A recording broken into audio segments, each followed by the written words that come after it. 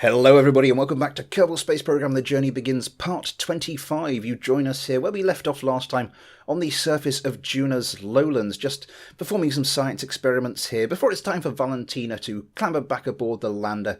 And then it's the turn of Bob, our resident scientist, to get out and to do his duties with the science we have collected, just shuffling some data about, resetting some experiments. It's a little bit of a struggle to get up there on his RCS pack in the relative high gravity, but everything gets done in the end. I could have just done this all in orbit and it probably would have been easier there, but hey-ho, lesson learned. Anyway, from there I thought it'd be a nice touch if we got all the Kerbals out, just to enjoy the vista at the same time. From there, it's time for us to depart, so all our Kerbals clamber back aboard the lander, and it is time for us to fire up the main engines and leave the surface. We get a reasonably good ascent here, we don't burn up much fuel, get into a nice orbit relatively easily, and it's not too long before we are arriving back at the Ptolemy. From here we come into dock, gently does it, and then once we have actually joined up back to the mothership, it's time for Bob to get out once again and shuffle that science about, taking the data from the lander and putting it back on the mothership's science containers. Once that's done, we refuel our lander and we are ready to go again, but this time with Jebediah at the helm. So Valentina takes up her seat in command of the Ptolemy, and our other Kerbals make their way back across to the lander. Well, not back across for Jebediah, it's his first time. Well, you know what I mean. Anyway, from there it's time to begin the series of manoeuvres to take us down towards the surface of Juno. We start by dropping our orbit to a little over 60,000 metres, much as we did last time around, and from there we perform our D-orbit burn down to about a 35,000 metre periapsis. I was kind of hoping we'd come down a different biome. I didn't really plan it that well. It was just more a case of deorbit and hope. But success, we do come down in Juno's Midland Sea, rather expansive Midland Sea. Everything goes by without a hitch. Our parachutes pop. We come down on a flattish piece of ground. We're on a bit of a slope, which wasn't ideal, but it doesn't really affect things. And now it's the turn of Jebediah to make his way down that ladder, to strut his stuff on the surface of Juno, to take the surface sample, and of course to plant a flag. From there, Jebediah makes his way back to the lander. He's had his fill of the Juno surface. The other two have seen it. They're bored of it by now. That's Kerbals for you. Anyway, with everybody all aboard, it's time for us to perform those all-important science experiments, and with those done, we have finished our missions to the surface of Juno. It only remains for us to make our way back into orbit, and for that I think we'll do it the old-fashioned way and go for some live commentary. So now the time has come for our brave adventurers to leave the surface of Juno for what could be the final time, depending on whether or not I actually come back and revisit this series later, but let's get ready for that. Let's stow all the bits that need stowing. We'll get our ladder away. We'll retract these solar panels because we don't want them out as we're picking up speed in the thicker lower atmosphere of Juno. I will sort out all the science experiments once we get back into orbit, once we get docked back with the mothership, because, well, it just makes sense. I can transfer them directly to the relevant science containers. I don't have to muck about taking duplicate experiments onto the command module and then having to manually transfer them across with an astronaut. So yeah, that is us all done, I think. It's time to fire up our main engines and be on our way. So here we go. Let's get ourselves pointing straight up. I have no idea what I'm doing with my ascent profile here, by the way. I am not an experienced Juno explorer. Let's get the landing legs in. So I will just be sort of playing this one by ear, so yeah. I'll get us up to about 5,000 meters, I think, and then I'll start our turnover to start picking up some horizontal velocity. Yeah. Anyway, last episode I talked about sort of the film The Martian and NASA's plans for what it would do at the moment if it sort of had to start implementing a Mars landing mission tomorrow, and it really is quite interesting. Reading a few articles on it. This stage of the mission, of course, they'd be the astronauts will be returning to the orbital vehicle, to the mothership, using the MRV, the Mars Return Vehicle. which would already be on Mars by the time they arrived. But of course, getting a chunk of hardware that big down onto the surface of Mars poses a few problems in its own right. One of the articles I was reading put it quite nicely, because the Martian atmosphere is thick enough to burn you up, but not thick enough to slow you down. So that's not particularly helpful. But also getting the MRV down onto the surface of Mars safely, you can't take it down fully fueled. It'll have to manufacture at least some part of its fuel from the Martian atmosphere whilst it's down there. Of course, the Martian atmosphere is pretty much all carbon dioxide, so you've got lots of carbon, lots of oxygen. You can manufacture your liquid oxygen relatively easily in sort of technological terms. But then, what fuel do you use, and do you take it with you? Liquid hydrogen, it's got a high specific impulse. You can take it down. Shouldn't be too heavy, but it's going to be too big, and you're going to need some really heavily refrigerated cryogenic tanks. Then, of course, at the other end, you can go for kerosene, but with that specific impulse, it's just going to be too heavy. The ISP is whilst it's good, it's not quite as high as some others. So I think as sort of the Goldilocks propellant in this scenario, they're planning to use methane.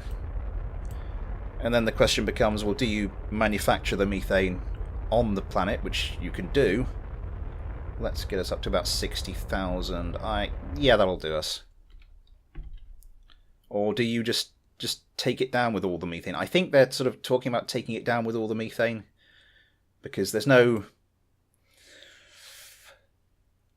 sort of easily accessible guaranteed source of hydrogen on Mars. So you'd if you wanted to manufacture something like methane, a hydrocarbon, you need to take the hydrogen with you, and then you've got the hydrogen problem all over again. So I think the current thinking is take all the methane down with you, take it fully fueled with methane, manufacture your own liquid oxygen, then you're all set. But of course, then you've got to keep the liquid oxygen sort of in, again, these cryogenic tanks, and they've got to be there for possibly 4 years, I think someone sort of estimated. So it's yeah, let's start time accelerating forwards.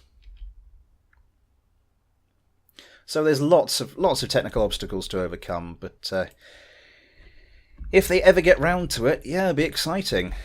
Now we're out of the atmosphere, we can start time accelerating a bit harder. Apoapsis, about 30 seconds away, that should do us. Let's start. Bit of lag there whilst the game autosaves. Gonna need to burn harder than that. And a bit harder still. Yeah, so back to the mothership, get everything done that we need to do, and then I suppose it's time to start thinking about our burn. It's good that we've actually done 2 trips down to the surface of Juno. It means we get to burn off a little more of this liquid fuel and oxidizer mix that we weren't going to be using for sort of like the main burn. Lowers the mass of the vehicle, increases the delta V. I was thinking at one point maybe we keep after we dock this for the second time to the mothership, we just transfer all the oxidizer over to this tank, and then ditch this vehicle into Juno orbit. But I think we're not quite that desperate for fuel as things stand. I think we should be just about okay. We can take this vehicle back with us. We will have a little bit of fuel oxidizer left. I do have a plan for that. I keep hitting the wrong thing. That's why you keep seeing the cockpit view here. I keep hitting the C key instead of the X key.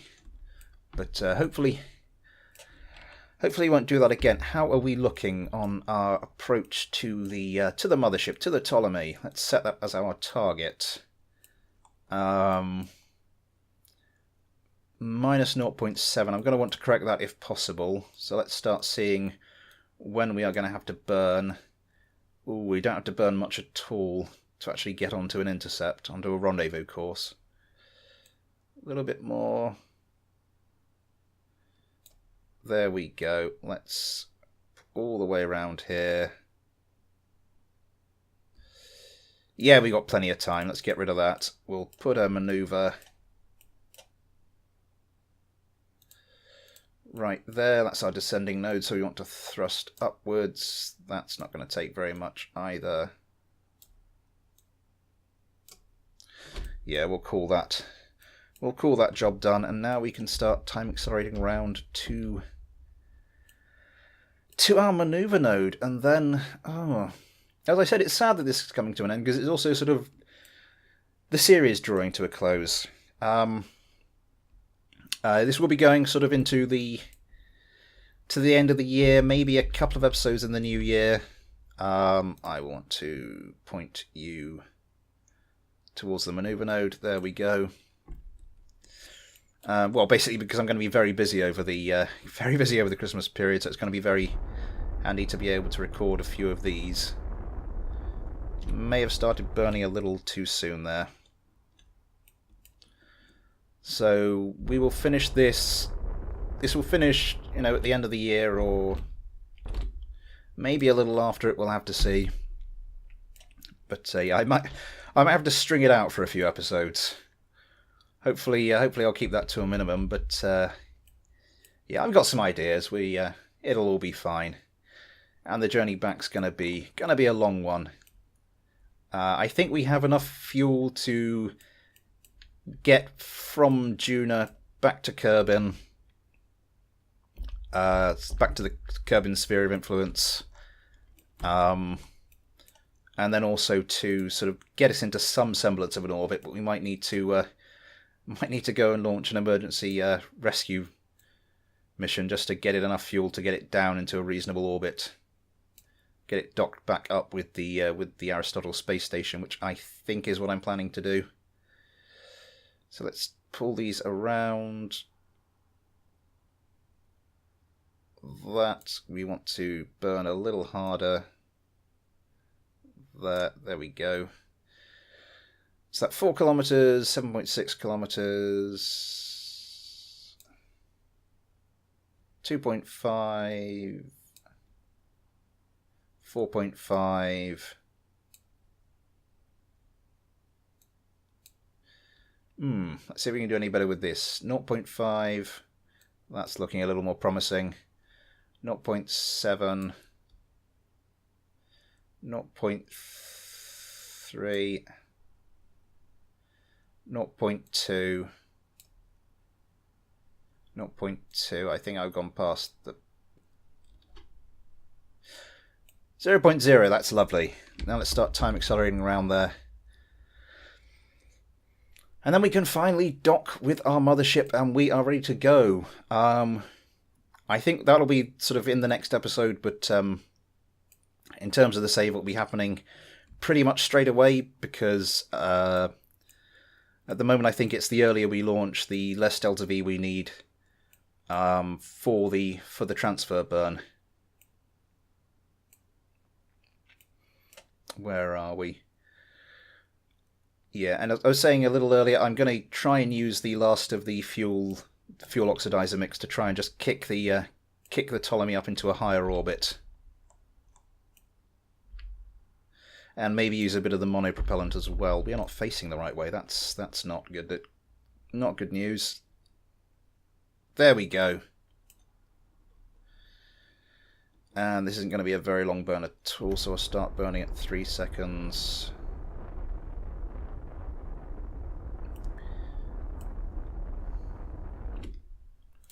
And we'll stop there, and we will just... Oh, you are moving too fast. I'm going to have to RCS this.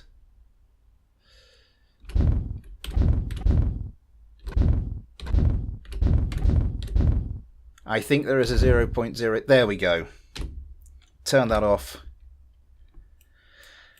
And we are on our way back to the mothership. I will extend these... Stop time accelerating and I'll extend these solar panels.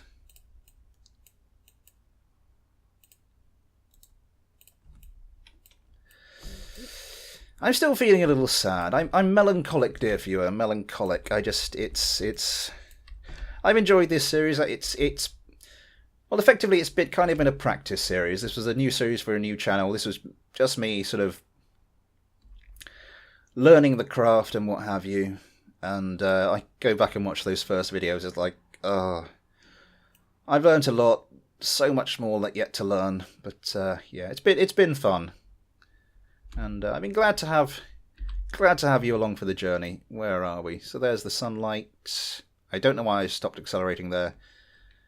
We should be looking at that. A little all over the place today. Not as much as I have been in some episodes, though. Where are we? 10 minutes. 9 minutes. 8. 7. 6. 5.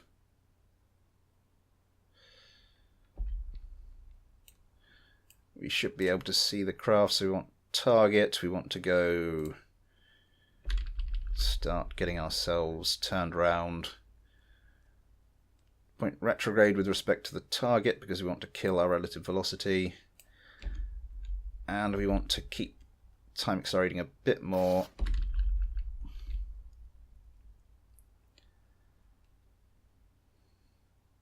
Here she comes.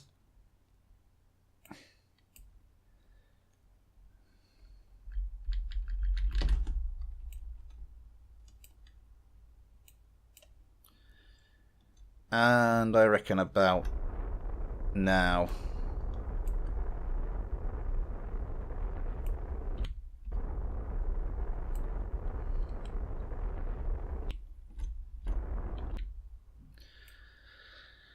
Right, so we are here. We just need to get turned around and docked. I think I will probably do that in post-commentary.